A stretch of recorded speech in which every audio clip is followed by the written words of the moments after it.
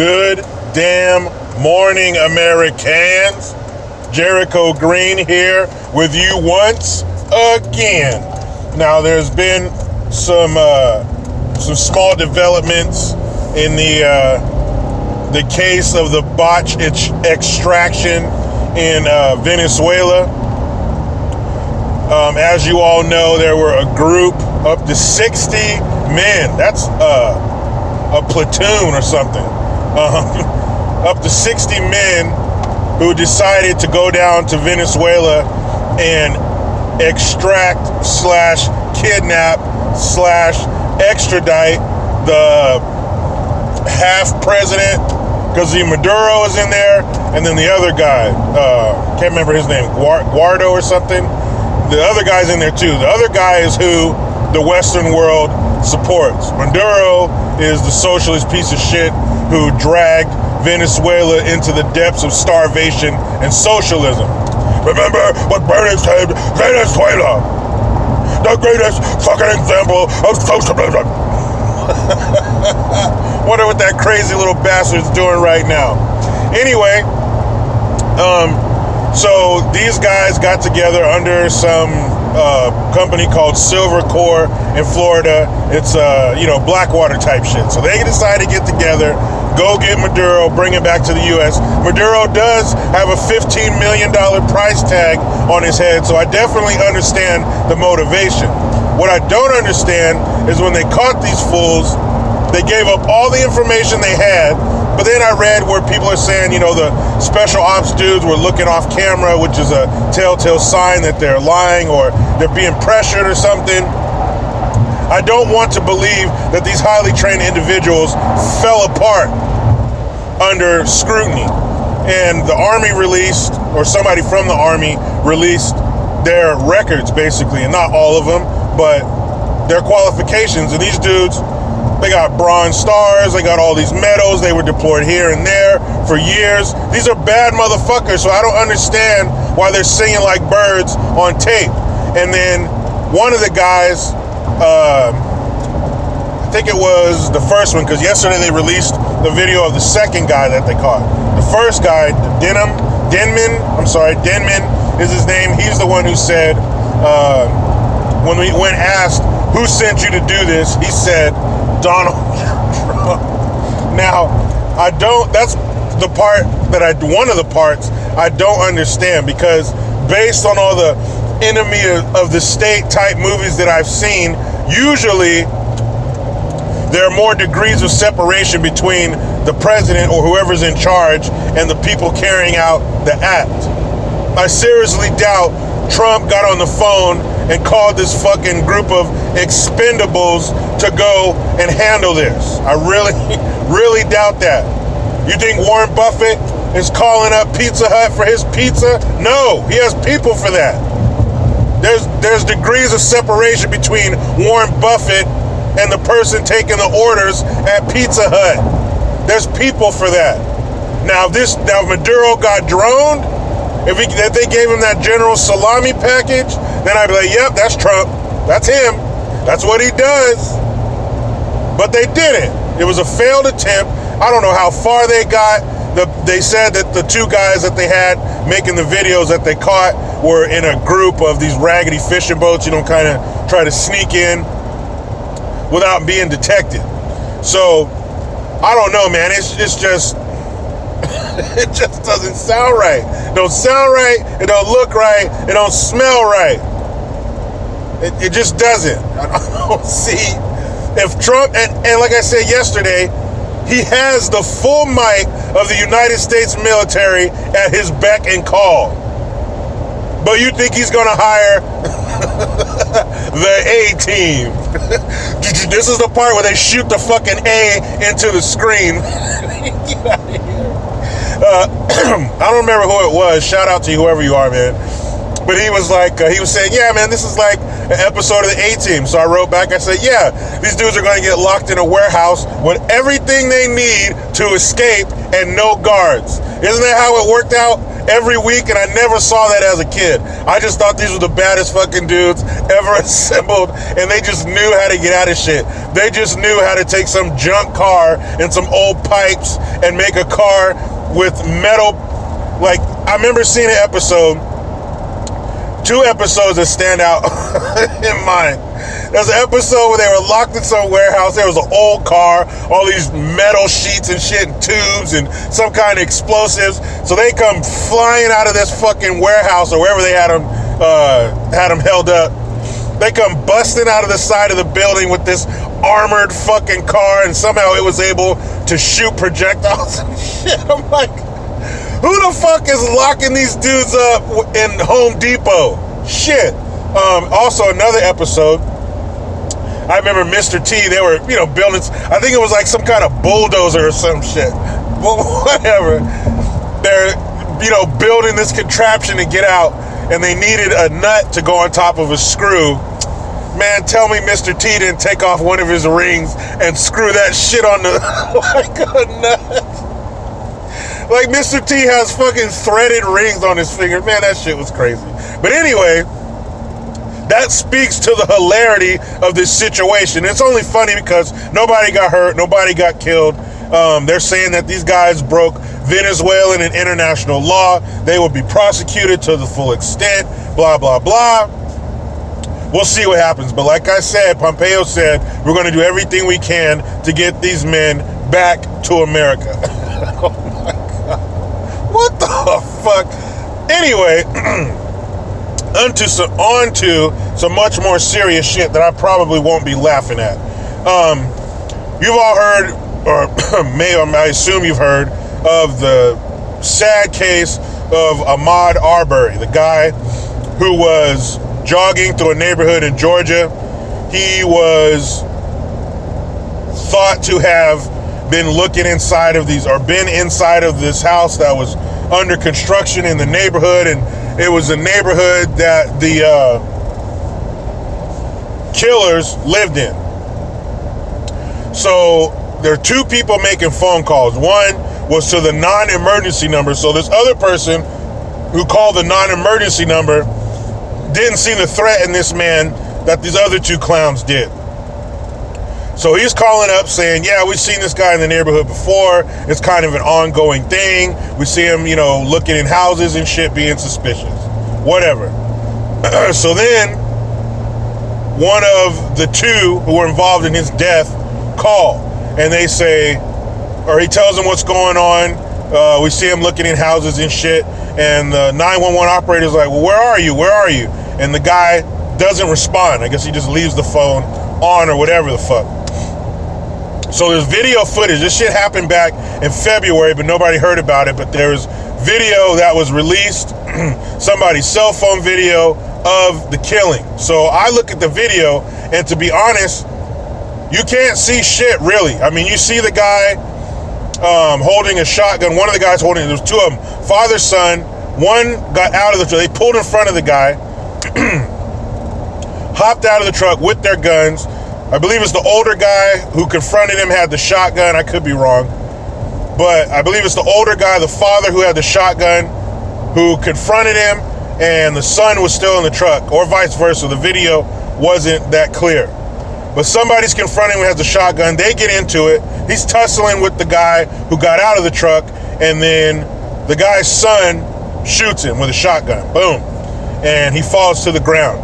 But number one, the video wasn't that clear, so I don't know how far away the person was. When you zoom in, it loses some of the clarity. And when the person pulls up, you can see the truck pulled in front of the guy, cutting him off in the middle of the street. The guys even admitted in their statement that they cut him off.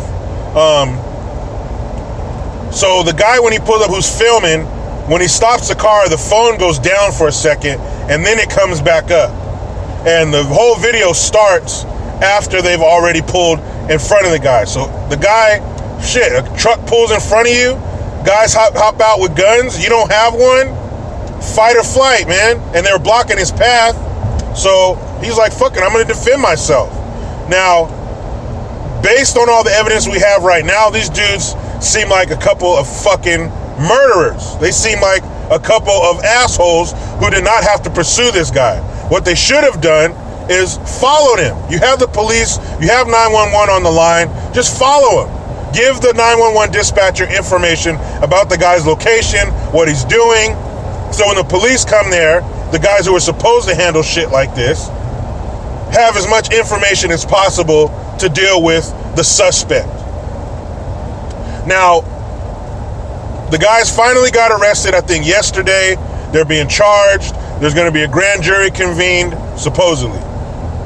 My problem with this is, of course, it's a loss of, unnecessary loss of life is fucking terrible. This man had a family, not a family of his own, but his mother. He had friends. One thing I did like about this is one of the guys was a friend of his. He said, this is not about black or white. This is not about race. This is about a loss to the whole community, to all of us who live around here. That's what it's about. It's not about fucking race. That's what's pissing me off about this shit. All these people jumping on it talking about, see, I told you, another poor, innocent, unarmed black man gunned down by these vicious, racist, white motherfuckers. Now, this is one of two that I can think of at the top of my head where it seems to actually be an innocent black person being killed by someone who happens to be white. The other case was a couple years back in South Carolina. That cop shot that dude who was running away. He shot him in his back. That cop ended up getting convicted of second-degree murder, and he's in fucking prison right now. That's how it ends. No one's saying these things don't happen. What I'm saying is, if they do happen, chances are somebody's going to prison.